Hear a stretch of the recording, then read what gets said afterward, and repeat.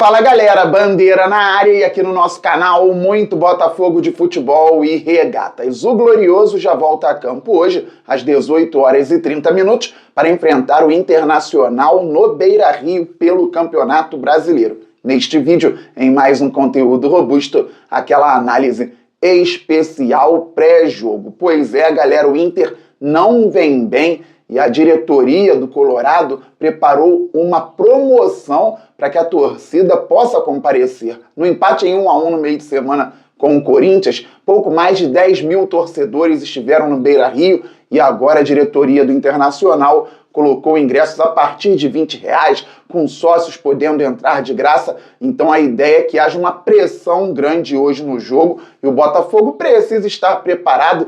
Temos que trazer à memória aquilo que nos dá esperança no Campeonato Brasileiro de 2024.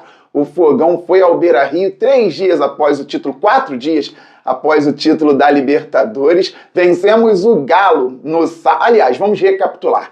Vencemos o Palmeiras na terça-feira, retomamos a liderança do Brasileirão 3-1 no Allianz Parque. Viajamos para a Argentina com 1 a menos desde os 40 segundos. Vencemos a Libertadores 3-1 para cima do Galo. No domingo, comemoração e o Botafogo, a gente brinca, o Botafogo bêbado na quarta-feira jogou no Beira-Rio contra o Inter com um golaço do Savarino, vitória por 1-0. Lembram? Almada, Almadinha, bateu escanteio curto para o Alex Telles que devolveu, Almada levantou na medida e Savarino pegou de primeira na entrada da área, 1-0. Depois o Gatito garantiu, foi importantíssimo na vitória. No domingo posterior foi só vencer o São Paulo em casa por 2-1.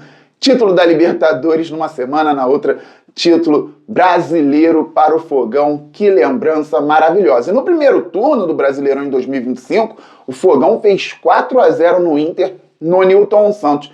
1-0 no primeiro tempo, estava estranho, o Botafogo não estava jogando tão bem, saiu o segundo gol. Depois o Fogão fez mais 2 e concretizou a goleada. Agora o jogo é diferente, o Botafogo precisa vencer. Vou falar sobre o Internacional, as estratégias de Ramon Dias, que chegou recentemente ao clube do sul do país. O Botafogo tem desfalques importantes e o técnico David Ancelotti pode levar a campo o goleiro Léo Link, Vitinho na lateral direita, Gabriel Bahia na zaga, o Caio Pantaleão nem viajou, teve um problema no joelho contra o Bahia, então Gabriel Bahia com Alexander Barbosa. E aí o David Ricardo, zagueiro canhoto, atuando na lateral esquerda, ele que já fez a função no Ceará, e o Botafogo não teve o que fazer, galera. Temos 3 laterais muito bons pro lado esquerdo, só que o Telles e o Marçal estão com problemas físicos, Telles no joelho, Marçal uma questão muscular, e o Cuiabano tomou o 3º amarelo no último meio de semana, então David Ricardo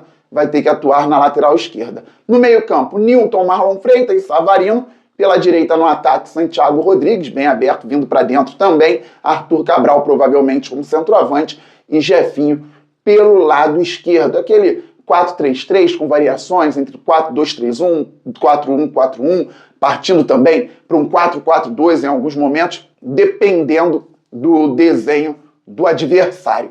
E o que o Botafogo pode explorar hoje contra o Internacional? Nas últimas partidas, o Inter teve muitos problemas nos lados do campo, na parte defensiva.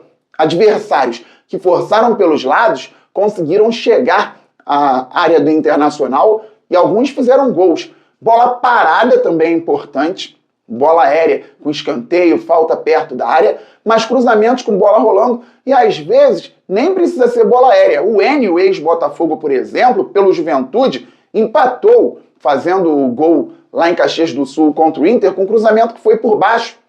O Inter vencia por 1-0, o Juventude tinha feito um gol que foi anulado por pouco, com um escanteio, bola aérea. Depois, jogadinha pelo lado direito, com participação do Lucas Fernandes, ex-Botafogo, cruzamento no máximo a meia altura, alguém do Juventude desviou de letra e o Enio fez o gol. O Inter com dificuldades, e ali já era o Ramon Dias estreando pelo Internacional, só que no jogo anterior, com o Roger Machado, o Inter tinha tomado um gol com bola rolando, cruzamento pelo lado esquerdo, e o jogador do Grêmio cabeceou, e depois o William bateu o escanteio para o Grêmio também, gol de cabeça contra o Colorado no Beira-Rio. E no último jogo, agora o segundo do Ramon Dias, 1-1 com o Corinthians, e uma inversão de um lado para o outro, Mateuzinho dominou, cruzou e o Guinegão fez de cabeça. Então o Internacional vem tendo dificuldades para marcar o lado do campo, para marcar os cruzamentos, para marcar essa bola dentro da área também, seja o cruzamento que vem da direita, que vem da esquerda, fechado, aberto.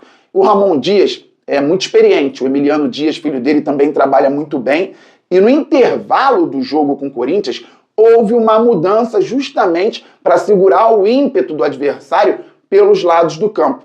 Já falo sobre isso, então, com essa possível escalação, o Botafogo, mesmo desfalcado, tem grandes possibilidades para vencer o Inter no Beira-Rio. E precisa, 43 pontos na tabela, 4ª posição, mas o Mirassol tem um jogo a menos, o Bahia também, então o Botafogo precisa vencer lá no Sul para continuar sonhando com G4. O Roger Machado vinha jogando no 4-2-3-1. 2 volantes, Alan Patrick como meia central, com bastante liberdade, um homem pela direita, às vezes o Bruno Tabata, às vezes o Vitinho, um centroavante, por vezes o Borré, e o ótimo Carboneiro pelo lado esquerdo, 4-2-3-1. Só que assim ele tinha dificuldade também de marcar o lado do campo, e o Ramon Dias chegou, mudou já na primeira partida. Contra o Juventude, ele saiu do 4-2-3-1 para uma espécie de 4-3-1-2, fazendo vez ou outra um losango no meio campo. Entrou o Romero no time, ex-Botafogo. E o Romero aqui era um meia, ele joga mais adiantado. Com o Ramon Dias, um volante à frente da linha de zaga, um pelo lado direito e o Romero fazendo um papel ali no losango pelo lado esquerdo, o Alan Patrick um pouco mais adiantado. Dupla de ataque. O Carboneiro deixa de ser um extremo pela esquerda e passa a ser um segundo atacante com o Borré funcionando como centroavante. Então, um 4-3-1-2 com o Inter tendo esse meio campo. Bruno Henrique, o Luiz Otávio centralizado, o Romero um pouco mais pela esquerda, o Alan Patrick com liberdade e 2 atacantes. Assim, 1-1 com o Juventude, dificuldade para marcar o lado do campo ainda. E com o Corinthians, o Inter perdia por 1-0, dificuldade também para marcar os lados do campo. No intervalo veio a troca. Ramon Dias tirou o Romero. E mesmo perdendo, colocou mais um zagueiro. Porque jogar com 3 zagueiros não quer dizer que a equipe vai ficar na defensiva.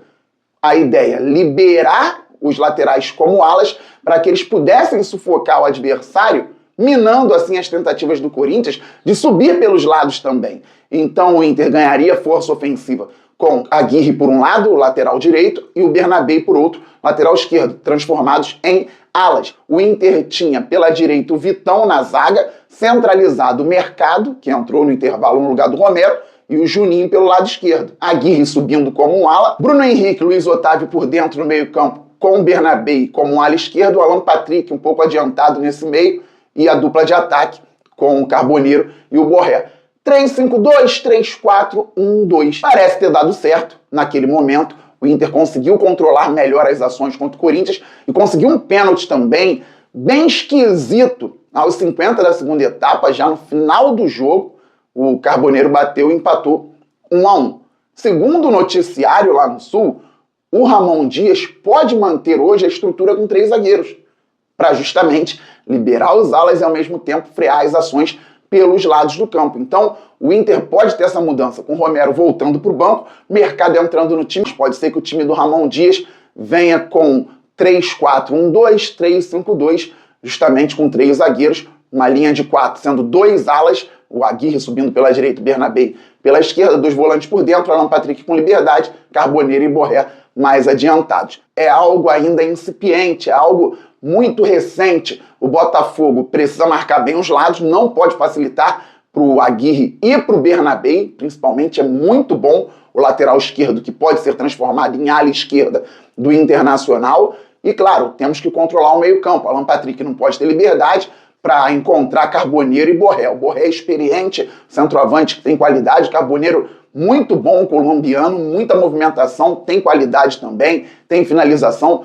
Então, a nossa dupla de zaga, hoje jogando pela primeira vez, o Gabriel Bahia com o Alexander Barbosa, precisa estar atento, eles precisam controlar bem essa dupla de ataque. Os volantes, Nilton marcando, Marlon Freitas também, o Alan Patrick não pode flutuar no meio campo. E quem está pelo lado, Vitinho Santiago por um e pelo outro, O próprio David Ricardo com o Jefinho também precisa ter muita atenção, porque da mesma forma que o Inter teve dificuldades para marcar os lados recentemente, agora quer subir bem pelos lados do campo. É um time que não está bem, mas tem qualidade. Ramon Dias chegou ao Inter depois da derrota para o Grêmio, que culminou com a saída do Roger Machado, foi 3-2 para o Grêmio no Beira-Rio, e o treinador argentino até agora tem 2 empates. Um foi em Caxias, com o Juventude, e o outro no próprio Beira-Rio, com o Corinthians. É a terceira partida apenas do Ramon Dias à frente do Internacional. O Botafogo precisa controlar as ações do adversário e, por enquanto, eu continuaria buscando os lados do campo, porque, repito, a chegada do Ramon Dias se deu recentemente à equipe colorada e ele pode tentar mudar, mas o início é sempre com muita dificuldade. Beleza, galera? Todo mundo se inscrevendo no canal Fabiano Bandeira, deixando o like, ativando o sininho. Estamos muito juntos. Saudações alvinegras, todo mundo seguindo Fute Bandeira no Instagram e no TikTok. Aquele abraço. Valeu, fui, fogo!